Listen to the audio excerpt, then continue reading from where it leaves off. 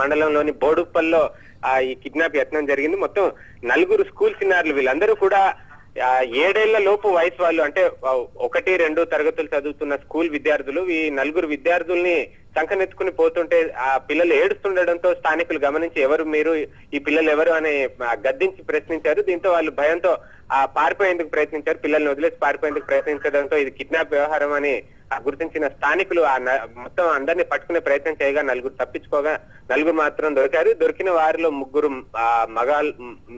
3 పురుషులుండగా 1 మహిళ కూడా ఈ కిడ్నాప్ గ్యాంగ్ లో ఉన్నారు. ఈ 4 కూడా చితక బారిన తర్వాత పోలీసులకు సమాచారం ఇచ్చారు. ఒక గదిలో నిర్బంధించి పోలీసులకు సమాచారం ఇచ్చారు. ప్రస్తుతం పోలీసుల సంఘటనా స్థలానికి చేరుకుని ఈ 4 ఎక్కడ వాళ్ళు, ఎందుకు వచ్చారు, ఈ కిడ్నాప్ ప్రయత్నం కూడా స్కూల్ పిల్లల్ని, అందులోనూ చాక్లెట్లు ఇచ్చి, మత్తు మందు కలిపిన చాక్లెట్లు ఇచ్చి వాళ్ళని కిడ్నాప్ చేసే ప్రయత్నం చేయడంతో ఎందుకు, దీని వెనుక మోటివ్ ఏంటి అనే కనుక్కునే ప్రయత్నాలు చేస్తున్నారు.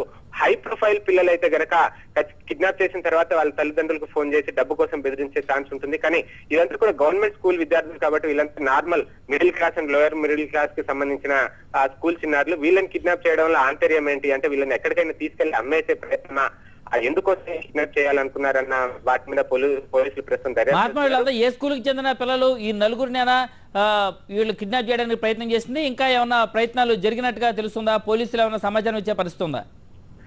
ప్రస్తుతం వీళ్ళందరూ కూడా ఈ బోడుప్పల్లోని జిల్లా పరిషత్ పాఠశాలకు చెందిన వాళ్ళు. ఇది గవర్నమెంట్ స్కూల్. ఇది గవర్నమెంట్ స్కూల్లో ప్రైమరీ స్థాయి నుంచి మొదలుకొని హైయర్ ఎడ్యుకేషన్ వరకు ఈ స్కూల్లో ఉన్నది. అయితే ఈ కిడ్నాప్ చేయడానికి ప్రయత్నించిన పిల్లలందరూ కూడా 7